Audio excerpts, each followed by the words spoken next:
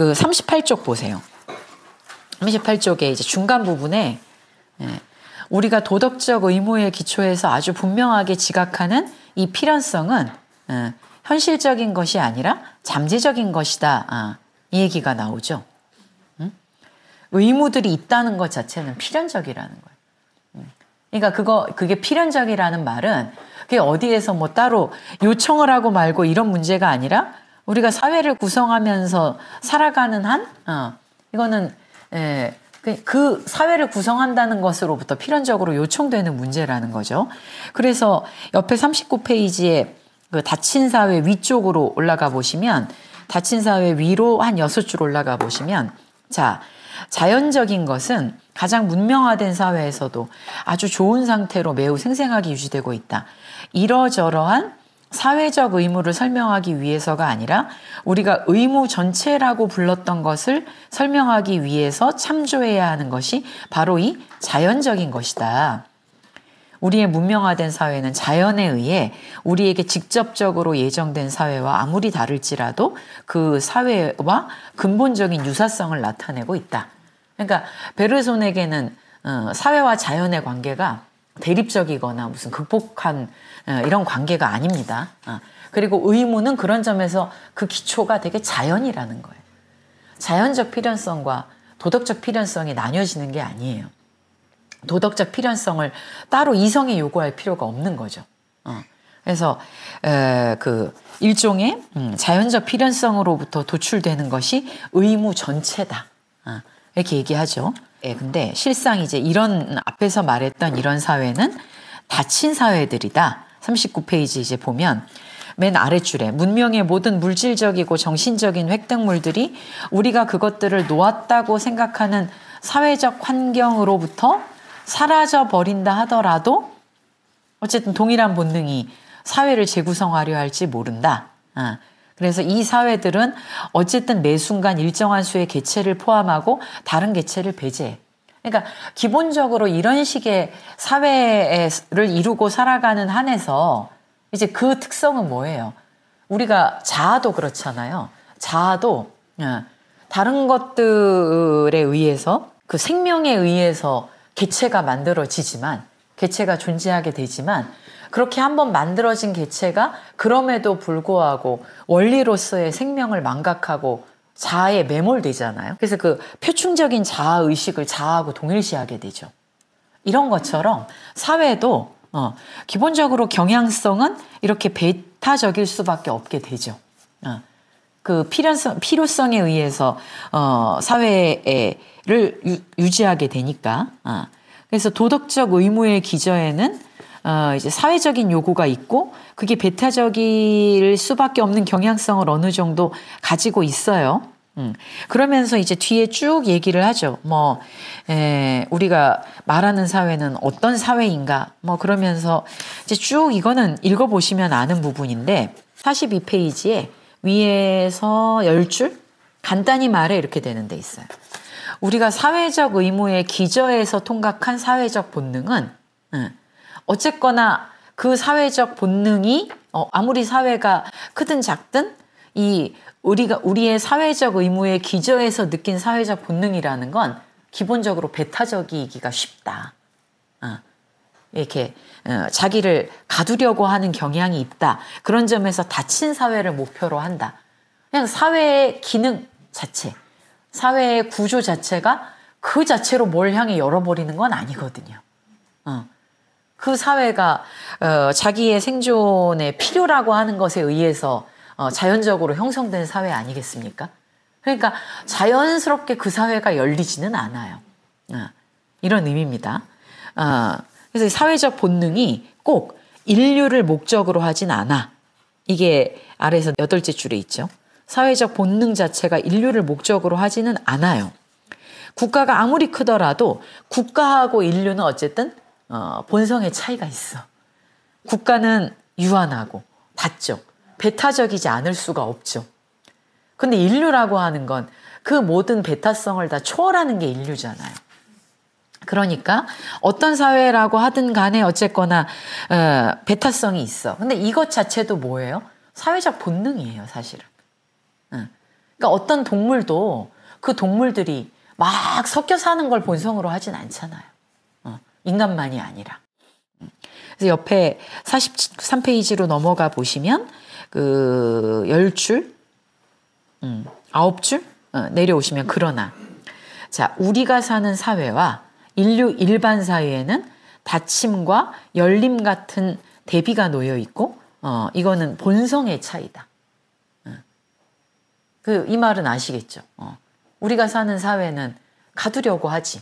배타적일 수밖에 없는 경향성을 가지고 있죠. 근데 인류 일반이라는 건 그 모든 배타성을 넘어가야 되니까. 그런 점에서 또 뭐가 필요한 건 창조가 필요한 거죠. 예외적 개인들의 창조.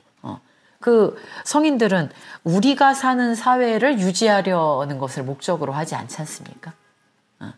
그래서 베르손이 뒤에서 이제 어느 부분인가 그 재미난 말을 하죠. 그러니까 자기 사회의 배타성을 중심으로 삼고 있는 사회는 그 배타적인 가치들을 아무리 확장을 해봐야 인류를 향해서 열리기에는 역부족이다. 그런 얘기가 나오죠. 그러니까 예를 들면 유학의 친친 같은 거 있잖아. 유학은 일단 친한 이를 친하게 여기라는 거잖아요. 그리고 그걸 확장해 나가라는 거잖아요. 근데 이제 베르그소는 그렇게 얘기하고 그거는 여전히 배타성 자체를 넘어가지는 못해. 한계가 있어. 이렇게 얘기하는 거거든요. 이제 그런 점에서 경계가 있죠. 유학은 분명하게. 아예 이제 그 경계를 문제 삼는 철학으로 가려면 뭐 장자나 불교 이렇게 가야 되는 거지. 그런 걸 이렇게 같이 동원해서 생각을 해보셔도 재밌어요. 이 열린 도덕, 닫힌 도덕, 이 도덕의 두 차원을 공부하시는 거랑 연관시켜도 좀 생각해 볼 여지들이 많이 있습니다. 그래서 뒤에 44쪽에 보시면 그 위에서 6째 줄에 그 말 나오죠. 가족과 국가를 통해서 단계적으로 인류애로 도달하지 못한다는 게 그런 거예요. 그러니까 가족을 아무리 확장을 한다고 해도 인류에 도달은 안 돼. 여전히 배타적인 건 배타적이기 때문에 배타적인 거를 확장해봐야 배타성 자체를 거스르는 데까지 이르지는 못하거든요. 그렇기 때문에 우리는 단번에 이 단계적인 게 아니라 어떤 예외적 개인들은 단번에 그 모든 경계를 다 초월해버리지. 우리는 어느 종교적인 걸 말하든 철학을 말하든 다른 종류의 의무를 생각할 때가 되었다. 이 시대의 상황 속에서 이거를 생각하시면 이제 베르손이 이걸 쓰면서 경험한 세계가 그런 세계인 거잖아요. 너무나 배타적인 세계.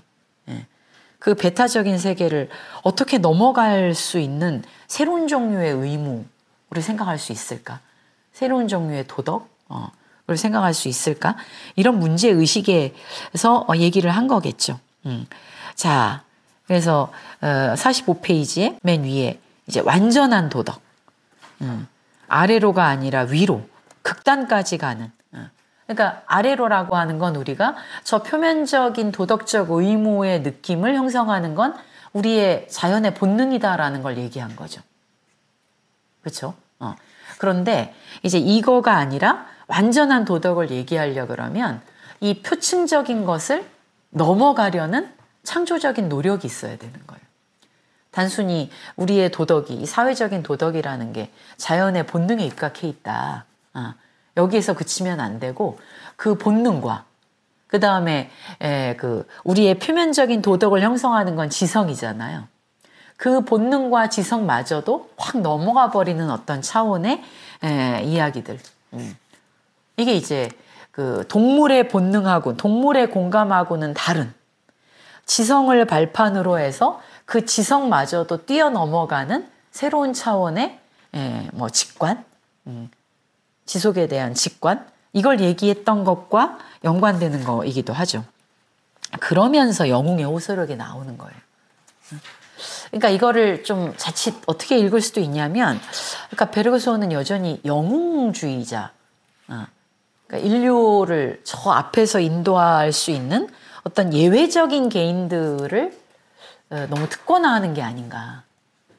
그러니까 이런 관점에서 보면 되게 반민중적이지. 그리고 각자 그거는 한번 생각을 해보세요. 이런 예외적 개인이라는 것을 꼭 염두에 둬야 했을까? 이 반반인 것 같아요. 이런 게 꼭 정말 인류의 역사에 변곡점에서 나타나야 하는가? 그게 아닌 저 국지적인 차원에서 예외성들을 만들어내는 것은 불가능한가? 이거 꼭 뭐 민중적인 거대, 영웅적인 거 이런 방식으로 대비시키지 않더라도 인류의 역사의 변곡점 있잖아요. 인류 역사의 변곡점에서 뭔가 다른 도덕이 창출된다거나 다른 식의 감정들, 다른 식의 행위들이 발명된다거나 이건 어디서부터 오는가? 이거를 가능하게 하는 힘은 어떻게 생각할 수 있을까와 연관해가지고 각자의 방식대로 한번 이쪽 저쪽을 다 생각을 해보세요. 근데 베르그손은 어쨌든 예외적 인간들의 출현을 얘기합니다. 그 예외적 인간들로부터 감화가 되는 모델이 베르그손의 모델이에요. 근데 그게 없이 저절로 생겨나지는 않는다는 거예요. 저절로 우리가 이 표층적으로 작동하는 도덕적 의무를 그 안에서 저절로 갱신하게 되는 게 가능할까? 우리가 뭐 불경을 읽고 뭐 성경을 읽고 이런 성인들의 말씀을 우리가 읽지 않는다고 할 때, 공부하지 않는다고 할 때 그냥 막연하게 이 너무나 작은 도덕들이야. 이 작은 도덕을 넘어가야 돼. 니체는 어떻게 했을까요?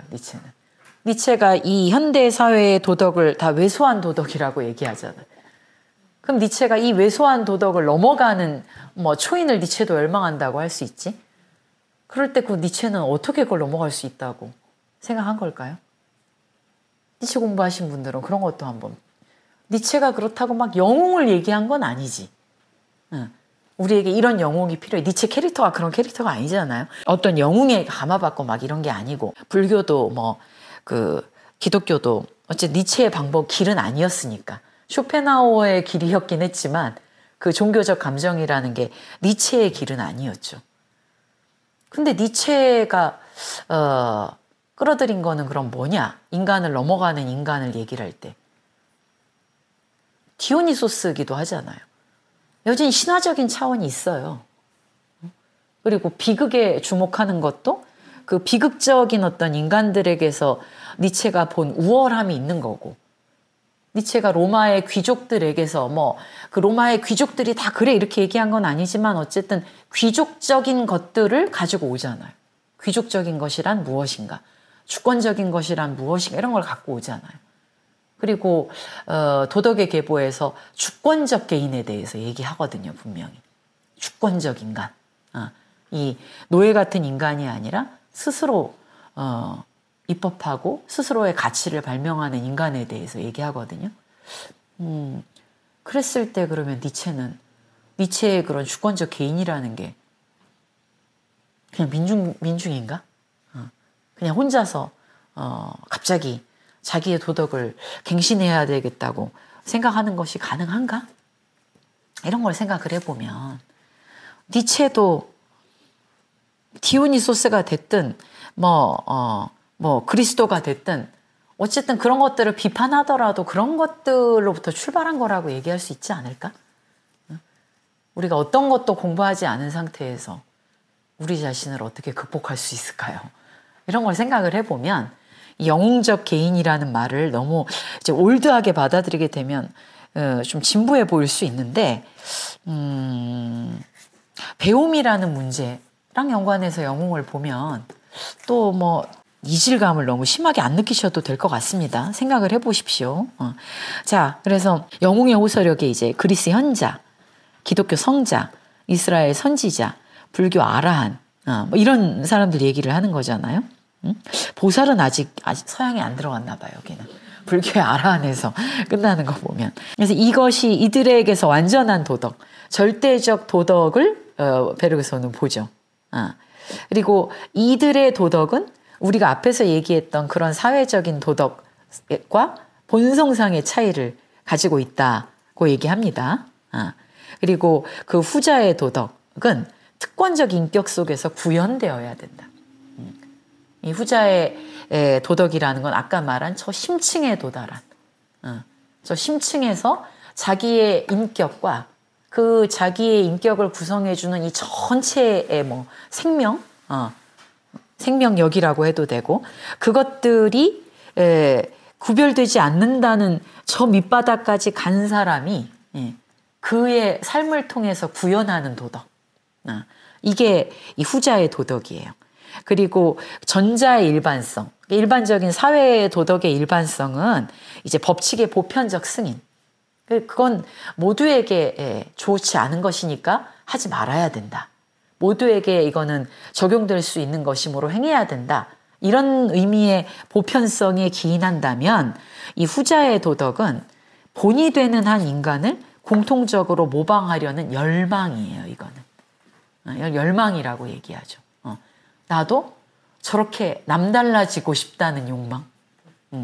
나는 다른 사람들과 공존하면서 무엇보다 다른 사람들이 지키는 도덕을 나도 잘 지키고 싶어. 이건 열망이라고 설명할 수 없잖아요. 근데 내가 깨달음 속에서 나도 저런 인격체가 되고 싶어. 이건 열망이지. 그래서 그 인간을 모방하려고 하는 열망에서 기인한다. 그러므로 46페이지에 넘어보면 이 앞에서 얘기한 그런 존재들은 맨 위에 어떤 것도 요구하지만 얻는다. 이들은 설교할 필요가 없다는 거예요. 그의 삶 자체가 그런 도덕의 현시라는 거예요. 그러니까 설교를 다 이해한다 그래서 그 사람들의 설교에 대한 이해가 꼭 그렇게 되고 싶다는 열망으로 나아가지는 않기도 하잖아요. 지적인 차원에서 머물기도 하잖아요. 중요한 건 이들을 모방하고 싶다는 그 열광인 거죠. 그래서 존재하기만 하면 된다. 존재 자체가 일종의 호소력이다. 이런 존재들이 있다는 거예요.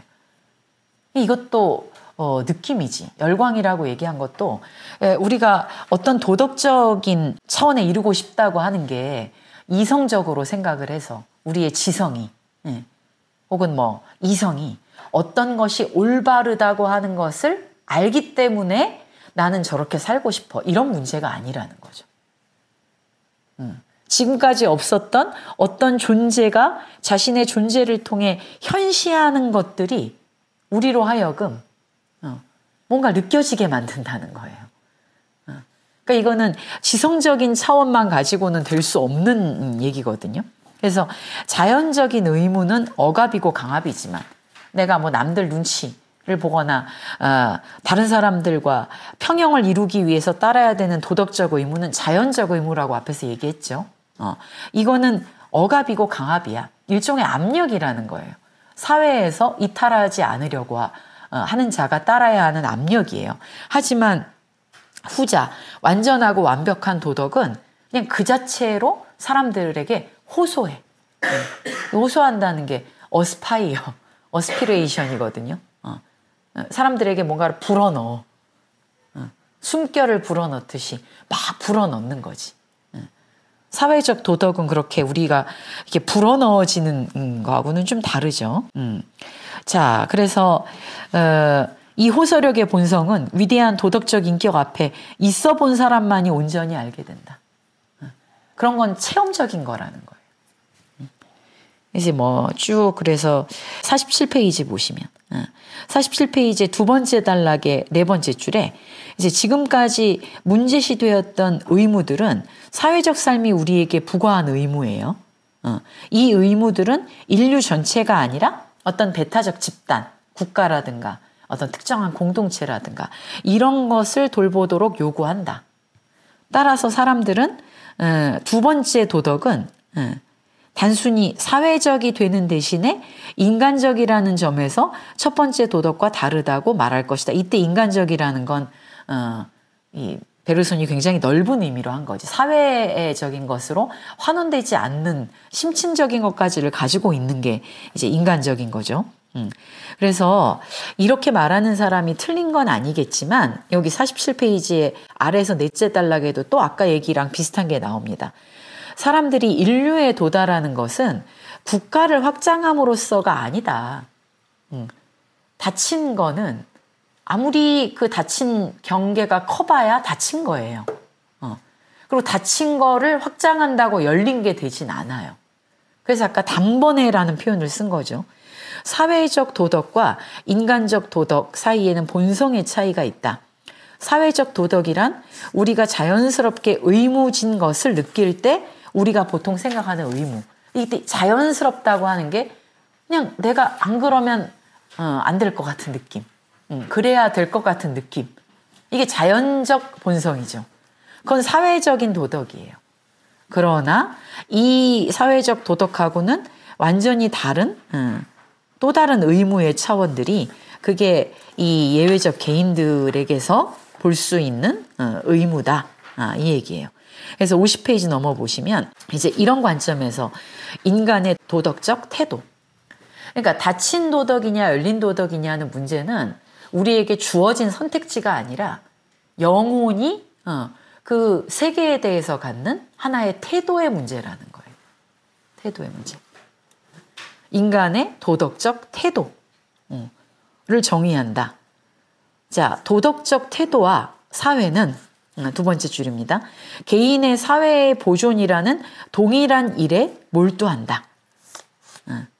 그렇죠. 그래서 이제 그런데 개인적 이익이 일반적 이익하고 꼭 일치하지 않기도 해요. 어쨌거나 우리가 대체로 공리주의도 그렇고 이 개인을 보존하는 것을 사회 보존하는 거랑 일치시키려고 애쓰는 속에서 사회의 도덕을 만들려고 하죠. 그것이 대립하는 상황을 최대한 피하려고 하죠. 52페이지 보세요. 그거는 이제 개미도 개미 같은 존재들도 우리하고 별로 다르지 않아. 그런 점에서 보면. 그래서 그 개미도 다섯째 줄에 보시면 자신의 행위가 개미의 행복과 개미 집단 행복 사이에 중간적인 어떤 것에 매달려 있다고 개미도 생각할지 모르지. 열심히 일을 하다가 내가 왜 무엇 때문에 이런 일을 하고 있는 건가? 이것이 나의 행복인가? 개미의 반성적 의식이 그런 생각을 문득 하다가도 그래도 내가 이 집단에서 이탈하면 내가 어떻게 살아? 그래서 다시 또 습관에 따르는 거야. 이런 방식으로 살게 된다는 점에서 보면 개미의 영혼과 우리의 영혼이 이 차원에서는 별로 안 다르다는 거예요. 그래서 우리가 의무를 연관시키는 게 이 근본적 본능이라고. 이건 개미에게도 있는 거예요. 의무는 기원에서는 개인적인 것과 사회적인 것이 서로 구별되지 않는 사실의 상태를 함의한다. 그러니까 최대한 내 행동이 사회적인 어떤 것과 이게 일치되는 상태를 어쨌든 추구하려고 하죠. 잠깐 그걸 망각하고 싶어 할 때도 있지만 그럼에도 불구하고 사회의 도덕이 유지된다는 건 이런 본능에 입각해 있다는 거예요. 그래서 의무가 상응하는 태도는 자신들의로 회귀된 사회와 개인의 태도. 여기에서 개인적인 것과 사회적인 것은 순환해. 그러니까 나를 위해서는 사회를 유지해야 되고 사회를 유지하기 위해서는 나를 유지해야 되고 그러니까 개미와 사회가 어쨌든 최대한 사회와 개인이 최대한 순환고리를 이루도록 되어 있는 사회. 여기에서는 그 의무감이 계속 그런 방식으로 작동하겠죠.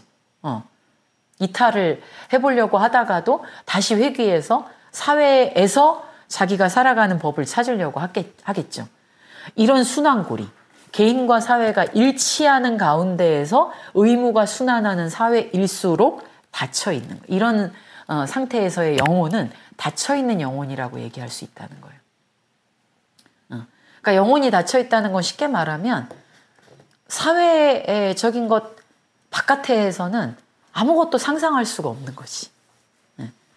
그 사회가 꼭 나한테 이익이 된다고 믿는 것은 아닐지라도 때로는 사회의 이익이 너무 나에게 억압적으로 느껴진다고 할지라도 어쨌거나 그 사회 바깥으로 나는 나갈 수 없어. 그런 점에서 그 순환을 계속하는 한 그 영혼의 상태는 닫혀 있다고 말할 수 있다. 그럼 이제 열려 있다는 건 유추가 되죠. 다른 태도는 그럼 열린 영혼의 태도야. 이 태도는 뭐냐? 이 태도는 그 단락의 넷째 줄에 동물들, 식물들, 자연 전체로 일단 영혼이 사랑을 하는 거예요. 그리고 이 영혼은 그 아래에서 셋째 줄 보시면 엄밀히 말해 이 모든 사실을 다 넘어서 이 영혼의 형식은 내용에 의존하지 않는다. 그러니까 그게 이렇게 내용이라는 건 언제나 구체적이고 제한되어 있잖아요. 근데 그 모든 구체적인 것들을 다 넘어가는 어떤 영혼의 형식이라는 거예요. 이게 열린 영혼의 태도죠. 그래서 53쪽에 그 시작하는 단락에 사람들이 첫 번째 상태에서 두 번째 상태, 닫힌 영혼의 상태에서 열린 영혼의 상태로 이행하는 거는 단순히 자기를 확장함으로써가 아니다. 이걸로는 안 되고 근본적인 이 차이가 있다는 거예요. 언어의 지시를 따르는 너무 순수한 지성주의 심리학은 영혼의 상태들을 이제 대상에 따라서 자꾸 정의하려고 해. 이게 지성의 방식이죠. 대상하고 이렇게 연결시키는 거. 그래서 사랑을 연결시킬 때도 이게 뭐에 대한 사랑이냐.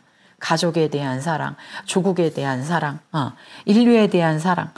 이거를 점점점 우리는 가장 작은 영역을 가장 넓은 영역으로 확장해 가는 것으로 상상을 하려고 한다는 거죠. 자, 그러나 그렇게 얘기할 수 없다. 53페이지 아래서 넷째 줄에 이 첫 번째 두 정서, 가족의 사랑하고 조국에 대한 사랑이죠. 이거는 선택과 배타성을 함축하고 있다. 선택과 배타성을 함축하는 한에서는 언제나 분쟁을 야기할 수 있고 증오심을 배제하지 않는다. 그런데 인류에 대한 사랑은 그건 그냥 사랑이야. 그냥 사랑. 단지 사랑. 배타성을 갖지 않는 사랑. 이거는 열린 도덕인 거죠. 그래서 전자들은 그들을 이끄는 대상에 가서 정착해. 그러니까 제가 아까 얘기했죠. 닫힌 도덕이라는 건 이렇게 매몰된 도덕이라고. 어디에 매몰된 도덕이냐? 대상에 매몰된 도덕이에요. 언제나 대상에 대한 표상을 동반하는 도덕이에요. 이게 바로 존재들을 공간화하는 걸 전제로 하겠죠. 이게 더 소중하고 저거는 덜 소중하고 더와 덜이라는 관점에서 양화하는 지성은 대상들을 그렇게 분리를 하고 그 중에 어떤 대상에다가 자기의 그 정서를 쏟아붓겠죠. 그게 닫혔다는 의미입니다. 그래서 대상에 정착을 한다. 후자는 자신의 대상의 매력에 굴복하지 않는다. 여기서 매력이라고 쓴 건 뭐냐? 닫힌 도덕은 이 매력이라는 건 그게 좋으니까. 가족이 더 좋아. 국가가 좋아. 우리가 아닌 애들보다 나는 더 좋아. 이끌린다는 얘기예요. 정말 친친이지, 친친. 친한 거를 친히 여겨. 친한 거에 이끌린다는 거잖아. 이게 자연스러운 거라고 어쨌든 유학은 전제하지 않습니까? 그래서 그렇게 대상의 매력에 이끌리지 우리는. 그게 더 좋아. 그러면 그게 아닌 건 더 안 좋은 거겠죠. 이럴 수밖에 없다. 베르소는 그렇게 얘기합니다. 그래서 근데 후자는 대상의 매력에 굴복하는 게 아니야. 얘가 쟤보다 더 좋아. 이런 차원이 아니라는 거예요. 이 정서는 대상을 목적으로 하지 않고 대상을 가로지르면서 그냥 전체에 도달해. 이 정서가 대상을 가질까? 이렇게 베르손이 반문하고 있죠. 이 후자의 정서가 어떤 대상이라고 하는 걸 따로 가질 수 있을까? 인간만, 우리만, 국가만 이럴 수가 없다는 거예요. 그러니까 필연적으로 닫힌 도덕은 어떤 대상에 이끌리는 거고 그 대상에 정착하기 때문에 그 대상 이외의 대상에 대해서는 배타적일 수밖에 없잖아요. 그렇다 그러면 후자의 정서는 대상 자체를 가지지 않아야지. 그래서 이 영혼의 열린 태도의 영혼 있지 않습니까? 영혼의 이 태도는 하나의 운동으로서 하나의 운동이라는 말이 뭐냐? 이게 전체 지속 속에서 사유한다는 거예요. 지속 속에서 살아간다는 거예요. 지속 안에서 그 차이를 살아가는 거고 아까 처음에 말씀드렸지만 차이를 살아간다는 것은 타자를 살아간다는 거예요. 자기의 삶과 타자의 삶이 분리가 되지 않는 차원을 말하는 거지.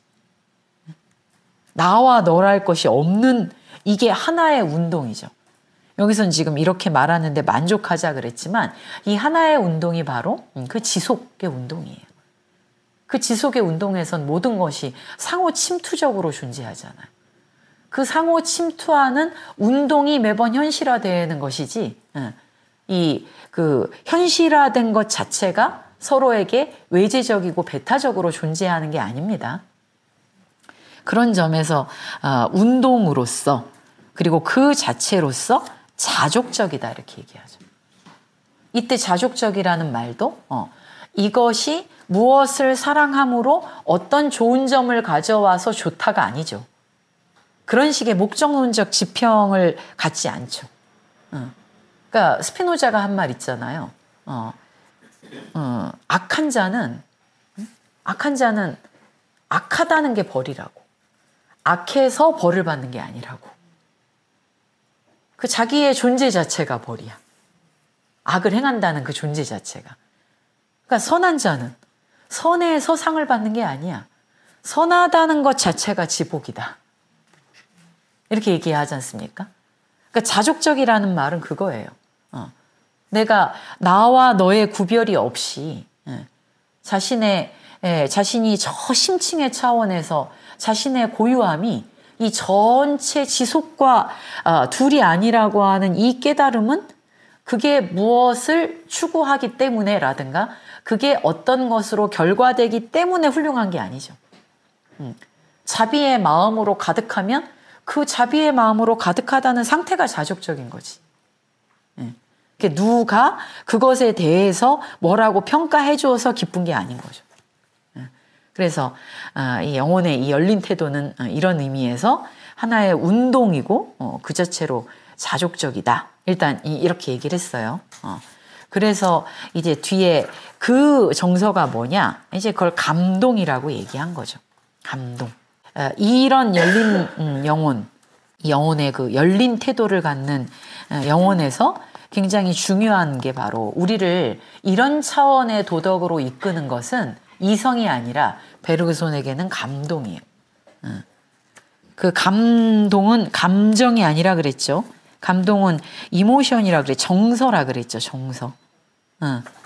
그래서 감동과 충동, 감동과 창조 이게 다 이제 같은 얘기입니다. 이거는 그 들레지가 지난번에 우리 같이 읽은 거에서 얘기를 해놨죠. 60페이지 보세요. 이제 60페이지에 보면 이 감동을 어떻게 보느냐. 이성이 명령하는 어떤 정언적인 법칙. 이 차원이 우리를 이 앞에서 말한 열린 도덕으로 인도하는 게 아니고 60페이지에 단락 시작하는 거에 세 번째 줄 보세요. 감동이 이 어떤 정서적인 예외적 개인들이 자기의 전 존재로 현시하는 그 차원이 있다 그랬지 않습니까? 아까 그런 차원이 우리에게 주는 거는 이성이 명령하는 게 아니에요. 나도 저러고 싶다라고 하는 마음의 움직임이야. 그걸 감동이라고 얘기한 거예요. 감동이 지성으로 하여금 시도하도록. 그랬을 때 이제 지금까지처럼 사는 게 너무 허접하다 이런 생각을 지성이 반성적으로 막 작동하게 되는 거지. 그 감동에 우리의 정서를 마음을 움직이는 이런 경험이 없다 그러면 지성이 저절로 다른 방식으로 시도하지 않는다는 거예요. 그리고 의지로 하여금 우리가 안내하도록 내가 다르게 살아보고 싶다 이런 게 의지잖아요. 이걸 안내하도록 고무하는 것도 감동이에요. 그래서 그 아래 용어가 나오죠. 감동은 이모션이죠. 감정이라거나 감성 이거하고는 좀 달라요. 감동은 뭐냐? 아래서 넷째 줄에 영혼의 정념적 격동이라고 얘기했죠. 영혼의 정념적 격동은 그러니까 영혼들이 막 출렁출렁 하는 거야. 이 습관에 따라서 막 자동적으로 살아가는 게 아니라 이 정념적으로 뭔가가 막 출렁출렁해요. 그래서 그런데 이 경우에 표면의 자극과 심층들의 분출은 다른 거다. 단순히 표면의 자극으로 끝나는 게 아니라 심층의 분출, 저 밑바닥에서부터 뭔가가 꿀렁꿀렁하게 되는 것은 이 결과가 원인하고 불가분인 채로 남아있게 돼요. 그러니까 어떤 원인이 있어서 뭘 하게 됐다라는 이런 결과인과의 문제가 아니라 전체가 여기 그 결과가 불가분이라는 게 뭐냐? 맨 아랫줄에 전체가 앞으로 밀려나간다. 그러니까 이게 뭐예요? 창조적 진화의 설명이잖아. 내 현재의 행위가 그 현재의 행위가 과거의 뉘앙스를 변화시키면서 하나의 전체로서 미래를 향해 나아가고 있는 이 운동이 생명의 운동이죠. 지금 여기서도 그렇게 얘기하는 거지. 내가 영혼이 막 출렁출렁해. 그렇게 출렁출렁하는 영혼이 지금까지의 과거 자체를 다르게 물들이면서 나로 하여금 다른 방향으로 나를 밀어내는 이런 경험이 이루어진다. 그래서 이때 이 감동이라는 건 단순한 표상이 아니에요. 그 얘기가 61페이지에 나와요. 관념이나 표상된 이미지로서의 감동이 있지만 다른 감동, 중간 정도에 보면 하나의 표상을 뒤따른다 하더라도 그것과 구별된 채로 머물기에 표상에 의해 결정되지 않는 그런 감동. 그러니까 이거는 뭐 어떤 이것이 올바른 것이다, 저것이 어떤 것이다 라는 표상보다 훨씬 더 심층적인 마음의 움직임 같은 거죠. 이게 열린 영혼의 상태로 우리를 추동하게 되는 아주 근본적인 게 이 감동이라고 얘기합니다. 그래서 61페이지 맨 아랫줄에 바로 이런 감동은 기꺼이 우리를 초지성적, 지성을 넘어가도록 한다는 거예요. 그리고 그 지성이 넘어가지는 차원에서 완전히 다른 종류의 관념들을 일깨우게 되는 거지. 삶에 대해서, 뭐 존재에 대해서, 하다못해 뭐 의무에 대해서라도 완전히 다른 방식의 관념을 산출하도록 그러니까 지성을 일깨워서 지성이 이 습관적인 것에 매몰되어 있던 지성을 막 일깨우고 부추기고 해가지고 지성이 전혀 다른 차원의 관념들을 생산하도록 부추기는 게 그게 감동이에요.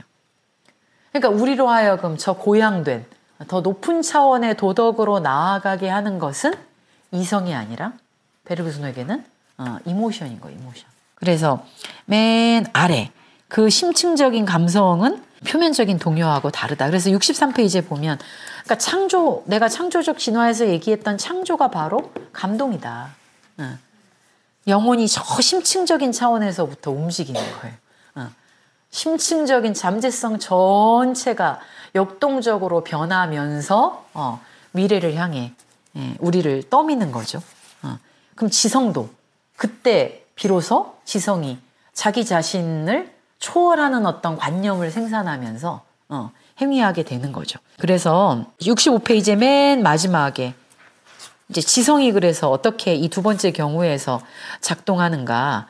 지금 방금 말씀드린 것처럼 65페이지 넷째 줄에 지성에 의해 이 두 번째 경우 지성에 의해 제공된 재료들이 융합 속으로 들어가서 정신 자체에 의해 구상화된 관념들로 새로 옮겨래. 그러니까 더 이상 이전의 관념 속에서 세상을 표상하지 않아. 그렇게 보는 게 아니라 그 영혼의 감동과 더불어서 저 심층 속에서 완전히 다른 관념들을 생산할 수 있도록 지성이 부추겨지는 거죠.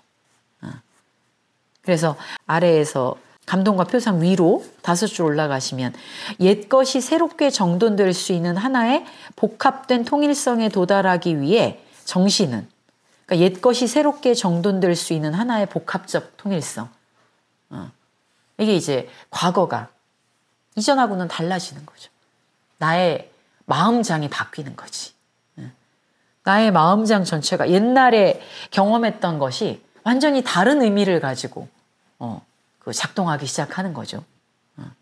그런 통일성에 도달하기 위해 정신은 기성의 것들로 출발하지 않아요.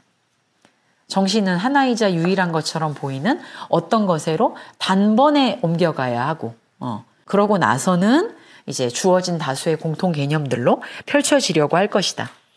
그러니까 붓다가 깨닫고 나서 갑자기 외래어를 쓴 건 아니잖아요. 세상에 없던 말을 쓴 건 아니잖아요. 그러니까 공통 개념들로 펼쳤지. 하지만 붓다가 기존에 있던 말들로 펼칠 때 그것들은 더 이상 똑같은 단어가 아니지. 윤회, 예? 아주 많은 개념들은 다 힌두교에서부터 있었던 개념들이잖아요. 무아 이런 개념도 있었죠 원래. 근데 그 모든 개념들이 지금 요 설명에 따르면 이 옛것이 완전히 새롭게 정돈된 거지. 붓다의 그 깨달음 속에서. 그 깨달음 속에서 새롭게 정돈되면서 붓다의 설법을 통해서 나오는 말들은 우리가 아는 말들이지만 그것이 전혀 다른 의미의 차원을 가지고서 작동을 하기 시작하는 거죠. 그렇다. 그래서 이 표상에 덧붙여지는 감동, 이 65페이지 맨 아랫줄에 이 감동하고 어떤 걸 구분해야 된다. 표상의 선행하고. 그러니까 내가 어떤 표상을 가졌을 때 갖는 감동이 있잖아요. 그거는 내가 이미 알고 있는 게 건드려진 거죠. 근데 그 감동이 아니라 이 두 번째, 이제 열린 영혼의 상태가 만들어내는 감동은 두 번째 감동이에요. 즉 표상에 선행하고 잠재적으로만 표상을 포함해. 그러니까 그게 현행화될 수는 있겠지만 어쨌든 표상을 반복하는 건 아니에요. 표상에 선행하고 잠재적으로 표상을 포함하고 어느 정도까지는 표상의 원인이 되는 그런 감동인 거지. 연기에 대한 깨달음으로부터 무아를 말할 때와 그 이전에 힌두교도들이 그냥 브라흐만과의 합일이라는 관점에서 무아를 말할 때가 똑같이 무아를 말하더라도 다르게 되는 거잖아요. 자, 그렇다. 그래서 쭉 이제 넘어가시면 되겠습니다. 그래서 압력과 열망 이 얘기가 71페이지에 나오죠. 70페이지 맨 아래서부터 보시면 압력은 비인칭적일수록 습관이라 부르고 본능이라 부르기조차 하는 자연적 힘들에 더욱 가까울수록 완벽해. 그렇죠? 이거는 탁탁탁 일치하는 거잖아요. 이 압력이라는 것. 그런데 열망은 우리 안에서 사람들에 의해 더욱 눈에 띄게 고양될수록 자연에 대해 승리하는 것처럼 보일수록 이때 자연에 대해 승리한다는 말은 다른 게 아니라 우리가 이 사회적인 압력을 기꺼이 의무로 느끼는 이것 자체가 자연적 본능이라 그랬죠. 그런데 이 후자의 그 열망, 열린 차원의 인간들이 보여주는 그 열린 영혼의 상태를 가진 인간들을 우리가 닮고 싶다고 할 때 그 열망이라는 건 그 사회적인 도덕적 의무를 그냥 자연스럽게 따라하는 것을 넘어가는 거죠. 그런 점에서 그건 자연에 대해 승리하는 것처럼 보인다는 거지 그게 자연이 아니라는 말은 아닙니다. 자연은 뭐까지도 자연은 그 안에 이 진화의 과정에다가 숨겨놓느냐. 지금까지 자기네들이 그렇게 자신의 생명을 유지하기 위해 살았던 이 본능 자체가 자연의 본능이잖아. 근데 그런 자연의 본능 자체를 갱신할 수 있는 여지도 자연에 있는 거예요. 이 종을 계속 유지할 수 있게 하는 것도 자연에 따른 것이지만 거기에서 새롭게 창조적 힘과 더불어 분화해가지고 변형되는 거 이것도 자연의 힘이죠. 이런 의미에서 자연에 대해 승리하는 것처럼 보인다고 얘기를 하는 겁니다. 그래서 이 압력의 상태에서는 이제 71페이지 아래서 셋째 줄에 자기를 보존하는 것만을 목적으로 하는 하나의 사회적 표상 이게 내재예요. 하지만 72페이지에 다섯째 줄에 열망의 도덕 속에는 암암리의 진보의 감정. 이때 진보의 감정이라고 할 때 진보는 다르게 되어간다고 하는 느낌이지. 그러니까 앞의 경우는 뭐예요? 재생산 같은 거잖아요. 습관을 매개로 해서 보존하고 계속 유지되고 이렇게 이루어지기를 원하는 거라면 열망의 도덕은 암암리에 이전까지와는 다르게 되고자 하는 열망? 그런 것이 내포되어 있다고 하는 거죠.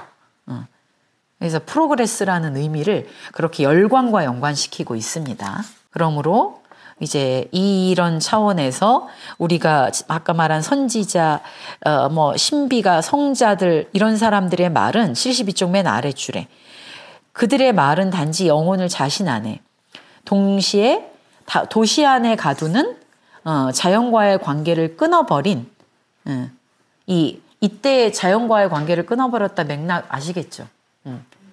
그러니까 어떤 자연적 본능이 우리에게 또 명한 그 배타성 그거를 끊어버린 열린 영혼의 특수한 감동 그거를 표상한 게 그들의 말일 뿐이야. 그러니까 그 말을 가능하게 하는 더 근원적인 힘은 바로 그 심층적인 영혼 속에서 단번에 전체를 향해 열려있는 지속 속에서 자기의 존재를 체험하는 거라 그럴까? 그런 자들의 감동인 거죠. 그러니까 말이 아니라 그들의 말에 매일 게 아니라 이제 그렇게 자신의 온 삶으로 자신의 영혼의 상태를 표현하는 그들의 그 영혼의 태도 이거를 배워야 한다는 거죠. 말을 배울 것이 아니라. 그랬을 때 그들은 뭘 체험한 것이냐 그런 존재들은 해방감을 체험한 것이다. 이렇게 나오는 겁니다. 해방감. 지금 얘기한 거를 정리한 게 이제 뒤에는 반복이에요. 열린 도덕과 닫힌 도덕이 이런 영혼의 상태로부터 정의될 수 있다. 이 나머지 것들은 이제 보론인 거고 이제 120쪽의 지성주의. 여기서 그러면 이런 도덕과 연관해 가지고 지성을 우리가 어떻게 좀 다른 방식으로 사고할 수 있을까? 120쪽의 지성주의. 요거 조금 주목해서 읽어보시고 그리고 다시 137페이지에 이제 생명의 약동이 나오죠. 도대체 창조적 진화에서 얘기했던 생명의 약동과 이 도덕의 두 차원은 어떻게 연결되는 것인가? 요거를 또 이해하실 수 있으면 돼요. 그거 잘 요약을 해보십시오. 이게 어렵다라고 해도 어려울 때는 뭘 더 많이 하시면 되냐면 요약을 많이 해보시면 돼요. 여기서 여기까지 읽고 내가 한번 쭉 글로 압축을 해보는 거지. 뭐 내 생각 이런 거 빼고 베르그손이 이런 얘기를 하고 있구나라고 요약을 한번 잘 해보십시오. 그 부분들만 이제 뒤에 조금 남았습니다. 종교는 또 이제 종교다 보니까 얘기가 또 새로운 얘기지만 앞에 얘기한 거랑 맥락은 대동소이해요. 그래서 종교 읽으실 때는 도대체 종교적인 게 뭔가? 베르그손에게는 종교라는 게 어떤 걸 본질로 하고 있을까? 그리고 특히나 이 종교와 연관해 가지고 그 지난번 들레즈 읽었을 때 이야기하기. 이제 우리 책에서는 그걸 우화라고 번역을 했거든요. 이야기하기예요. 이야기하기. 이 이야기하기의 기능과 종교가 어떻게 연관돼 있다고 얘기하는 걸까? 종교는 왜 발생하고 종교적인 것을 어떻게 규정하고 요거까지를 본 다음에 이제 도덕이 두 개였던 것처럼 종교도 열린 종교와 닫힌 종교의 차원을 말할 수 있거든요. 그걸 정리하시면서 3장까지를 다 읽어오세요. 네, 수고하셨습니다.